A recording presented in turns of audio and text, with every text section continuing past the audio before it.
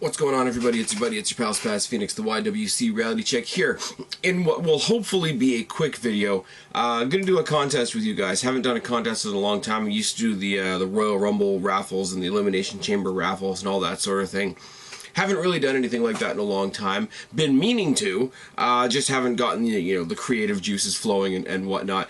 As you guys know, we in Canada, more specifically in Toronto, finally have a pay-per-view worth talking about coming to the Air Canada Centre, and by all rights and purposes, we got two worth talking about with NXT TakeOver Toronto and Survivor Series coming to us back-to-back in the second last weekend in November.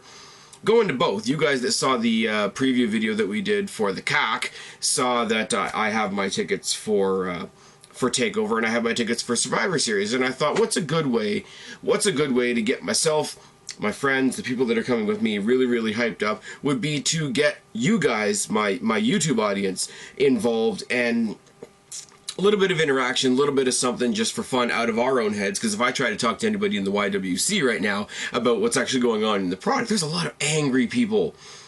Fucking angry people in the YWC. And I want to, in a backwards way, I want to kind of send a shout out to General Jerry and Wrestling Jesus. Two guys that I have a lot of respect for in the WWE, don't get me wrong, but I just saw a video that they did leading up to Clash of Champions. Now, being that I don't think Clash of Champions is going to be that good, I can't really shit on them for not thinking that the pay-per-view is not going to be that great.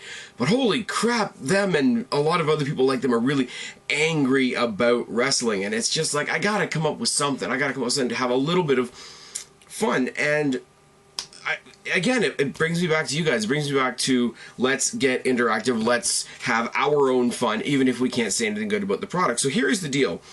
Survivor Series, known for these 4-on-4 or 5-on-5 Survivor Series matches. Everybody's got their favorite. I'm going to talk about mine in a second. And we all, at one point or another, fantasy book what would be a good, team versus team battle, battle in the streets, the gang wars that they used to call it back in the days of the Nation of Domination, and Disciples of Apocalypse and Los Boricuas and all that kind of thing.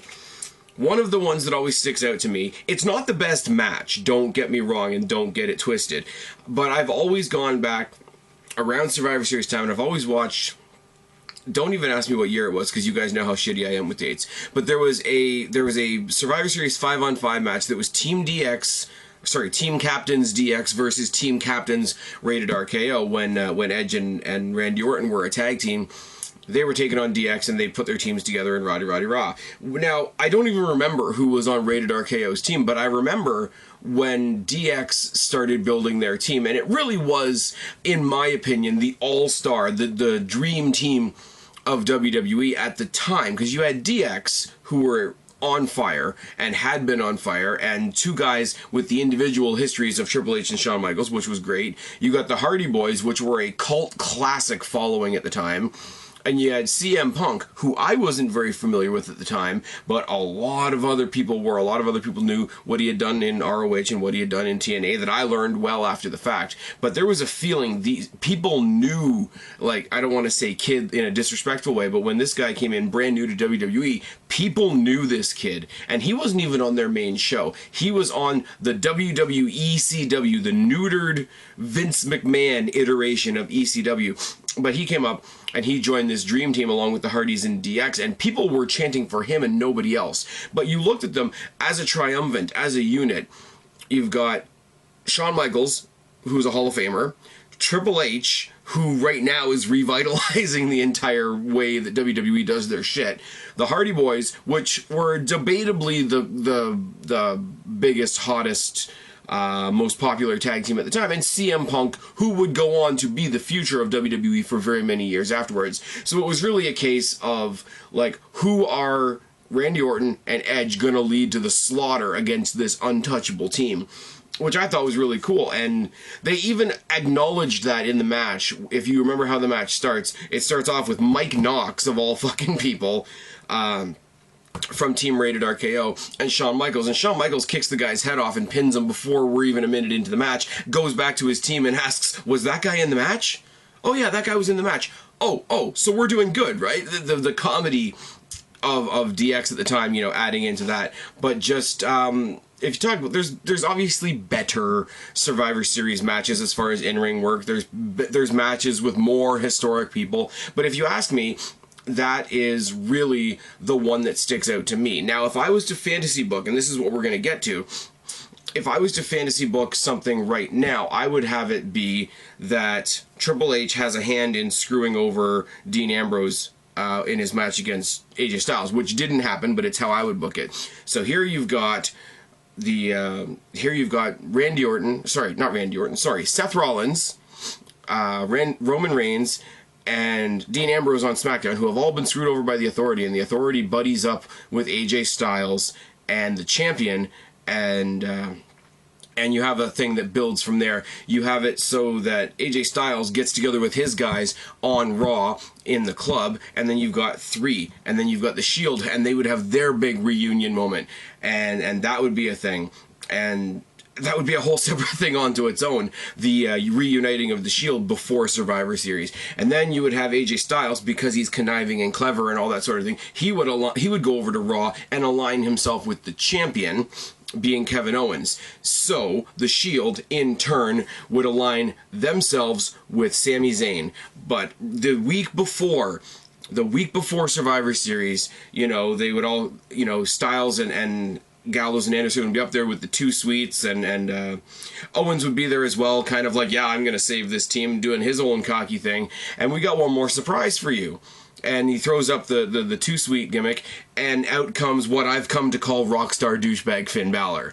Early. Now, this is if he was coming back early from an injury. Again, fantasy booking. Now, you go into Survivor Series. You go into Survivor Series in a 5-on-4 scenario. What is Team Shield going to do? Team Shield and Sami Zayn have a man disadvantage going in against the 4 members of the club, plus the Raw champion Kevin Owens. And you have Sami Zayn come out, cut a promo about a guy who he met back down in NXT, who he went to battle with again and again and again, who he went to battle with in one of the, what people call one of the greatest matches in NXT history. And their surprise 5th entrant is Cesaro. So you end up with a main event that consists of Roman Reigns, Dean Ambrose, Seth Rollins, Sami Zayn, and Cesaro versus Styles, Gallows, Anderson, Balor, and Owens. That's how I would book my perfect fantasy Survivor Series main event. No, there's no titles involved, but it would be a big clash, so to speak. Now, what I want from you guys, I want you to put your fantasy Survivor Series main event match together. Now, whether you, no matter which tradition you want to follow, whether you want to call it a 4-on-4, which they've done for years, whether you want to call it a 5-on-5, which they've done for years, that is up to you. Whether you want to give me a backstory like I just gave you just now is up to you. If you just want to give me the match because you think this combination of people is the best possible scenario out there, then do that. If you want to give me a backstory as well, then by all means do a backstory as well. Now, how are you going to get these to me? How are you going to get these to me? Now, like the Ask the Phoenix Q&As, the prime place to probably put your responses down in the comment section of this video. But as this is a creative affair, and this is a creative challenge I'm throwing out to you guys, if you would rather do a video response to this video, I would love to see that. In all honesty, I really would. Tweet me at Spaz Phoenix, all one word, SPAZPHOENIX, at Spaz Phoenix, the link to the video, if that's the way you want to do it. I will say, I know a lot of people try to get at me through Facebook. What happens with Facebook is notifications get lost in the shuffle. And I don't want any of you guys, if you are going to participate in this, I don't want your answers to be lost in the shuffle. I want to come up here and talk about, look, here's 20 or 30 different matches that people suggested for Survivor Series. I will say, because I'm kind of treating this like a little bit of a contest, one fantasy match per person.